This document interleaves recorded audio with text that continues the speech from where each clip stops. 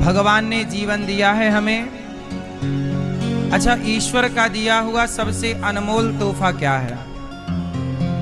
आप बताओ, ईश्वर ने आपको सबसे अनमोल वस्तु क्या दी है? क्या है आपके पास अनमोल चीज जो ईश्वर ने आपको दी है? भक्ति। भैया बताएंगे? हाँ है? हाँ, मनुष्य का जीवन।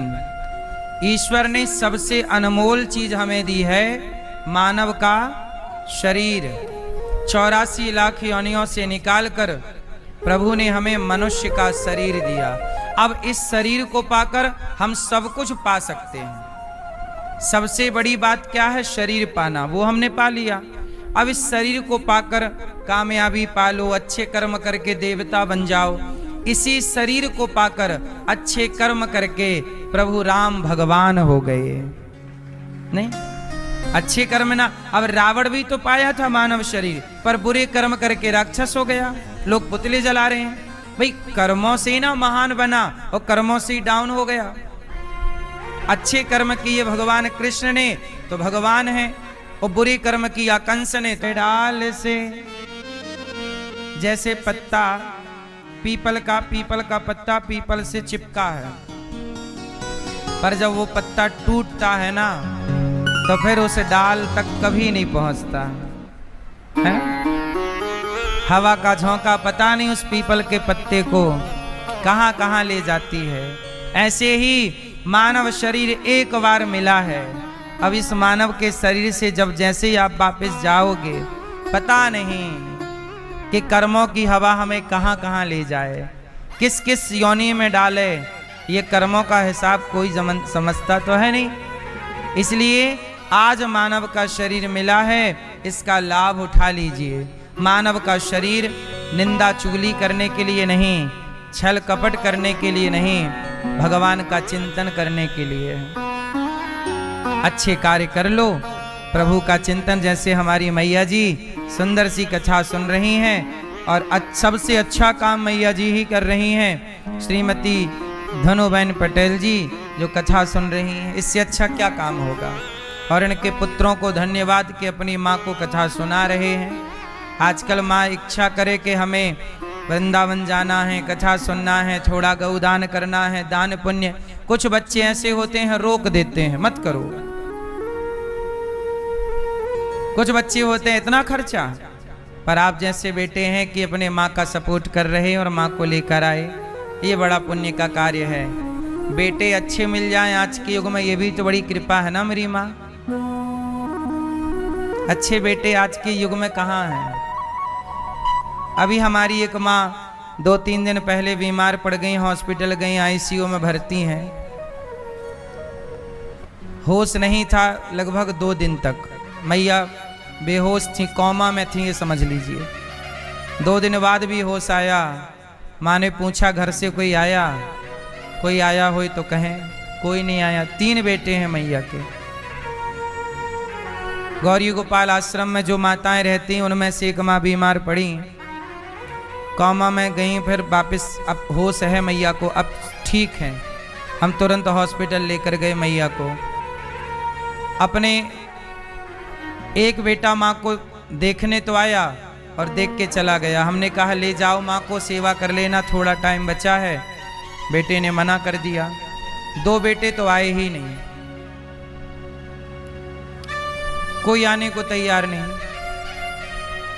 सोचिए, एक बेटा वो है जो अपनी माँ को बीमार, मतलब जब सबसे ज्यादा जरूरत, आखिरी सांसें चल रही, तब भी बेटा आने को तैयार नहीं। एक वो बेटा है जो आखिरी दर्शन भी माँ के नहीं करना चाहता, और एक बेटे आप लोग हैं जो अपनी माँ को लाकर भागवत सुनवा रहे हैं। तो आप जैसे भले लोगों के बल पर यह धरती टिकी है, वरना कब का ये धरती में तो पाप खूब बढ़ ही चुका है। इसलिए मानव का जीवन है। अब सोचिए, ऐसी बेसहारा, सोचिए मैया की इलाज 30,000 रुपए पर डे का खर्चा है डॉक्टरों का। वेंटिलेटर पर है ना मैया, पर डे। बेटों से ₹1 भी हम किसी माँ से लेते नहीं हैं और किसी बेटे का ₹1 का सपोर्ट नहीं है।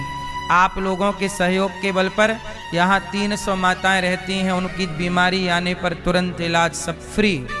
आपसे अपना कर्तव्य करे तो वो डॉक्टरी करता हुआ भी तो भक्ति कर रहा है ना ईमानदारी से। लेकिन जब वो किडनियां बेचने लग जाए, जब वो बेवजह मरीज को मरे को भर्ती कर ले पैसों के लालच में, तब तो वो घोर पाप कर रहा है ना। मैं नहीं जानता कि ये मरीज जिंदा है कि अब मैं माँ को तो लेकर गया हॉस्पिटल, मुझे तो नहीं पता। डॉक्टर ने बताया कि इनका ऑक्सीजन लेवल कम हो गया, मैं तो वही जानूंगा ना जो डॉक्टर बताएगा, मुझे तो पता नहीं है। डॉक्टर कहेगा कि ऑपरेशन करना है तो मैं कहूंगा कर दो। अब मुझे नहीं पता कि ऑपरेशन की रिक्वायर है कि नहीं, जरूरत है कि नहीं, पर ये डॉक्टर को पता है। और यदि वो मुझे गलत बताए, पैसों के लालच में ऑपरेशन की जरूरत नहीं है फिर भी कर दे, तब तो वो पाप कर रहा है ना। मेरी क्या गलती? वो तो मेरे से कहेगा कि 2 लाख दो 5 लाख तो मैं तो दे दूंगा, लेकिन वो 2-5 लाख वो पाप का कमा रहा है कि नहीं? जरूरत नहीं थी फिर भी तुमने फाड़ डाला, सही है ना। तो ये पाप है। जहां हो ईमानदारी से काम करो, यही तुम्हारी भक्ति है। अपने अपने कर्तव्य का, जैसे ये दास, भगवान ने मुझे गौरी गोपाल आश्रम में सेवा के लिए भेजा है, मैं देखो ईमानदारी से सेवा करता हूं। समय से माँओं को दवाई, समय से माँओं को नाश्ता, समय से माँओं को भोजन। भगवान ने मुझे यहाँ सेवा दी है, रसोई की मैं सेवा ईमानदारी। सबको 24 घंटे भोजन मिल रहा है, गरम गरम भोजन मिल रहा है। यहाँ पर 150 बच्चे पढ़ रहे हैं गुरुकुल में, प्रॉपर उनकी पढ़ाई चल रही है, प्रॉपर। अन्य स्कूलों में जो बच्चा 1 साल में पढ़ता है, मतलब संस्कृत व्याकरण, यहाँ वेद पुराण पढ़ाए जाते हैं, व्याकरण पढ़ाई जाती है संस्कृत की। तो यहाँ पर अलग तरह की पढ़ाई हम लोग गुरुकुल में पढ़ाते हैं बच्चों को, वैदिक पढ़ाई। तो यहाँ पर वो पढ़ाई जो बच्चे अन्य जगह पर साल में कवर करेंगे, वो यहाँ 2 महीने में कवर कर लेते हैं। इतनी अच्छी क्वालिटी के टीचर, अच्छी क्वालिटी की देख रेख। तो ये सब काम ईश्वर ने हमें दिया है, हम ईमानदारी से उसे निभा रहे हैं। हम गुरुकुल में 150 बच्चे पढ़ते हैं, किसी भी बच्चे से फीस नहीं लेते, निःशुल्क उनको रखना, खिलाना, पढ़ाना, लिखाना फ्री। गाय की सेवा करते हैं तो ईमानदारी से। हमारी एक गाय है, उसने अभी बछिया को जन्म दिया, उसकी माँ उसे पिलाती नहीं है दूध, उसकी माँ के थन में दूध ही नहीं है। मतलब उस जो बछिया भी पैदा हुई, उसकी माँ दूध नहीं देती है, पता नहीं क्यों नहीं देती है, ईश्वर की मर्जी। दूध नहीं निकल रहा उसके थनों से, लेकिन वो बच्चा तो है छोटा सा, कल ही जन्म लिया, तो हम लोग बोतल में दूध भर भर के पिलाते हैं, दूसरी गाय के थन में लगा के पिलाते हैं, दूसरी गाय को पिलाते हैं। तो ये पालन पोषण तो सबका, हर जीव की सेवा। ये देखो गौरी गोपाल गौशाला में वो बछिया हमारी छोटी सी है, कल ही जन्म ली, माँ दूध नहीं पिलाती तो हम उससे बोतल से दूध पिला रहे हैं। अन्य गायों के पास लगाकर, ये देखो ये दूध पी रही है बोतल से, जैसे छोटा बच्चा बोतल से दूध नहीं पीता, ऐसे। उसे गर्मी न लगे तो कूलर के पास लेके बैठते हैं, क्योंकि वो ऐसी बछिया है ना जिसे माँ दूध ही नहीं पिला रही है, उसके थन में दूध है ही नहीं।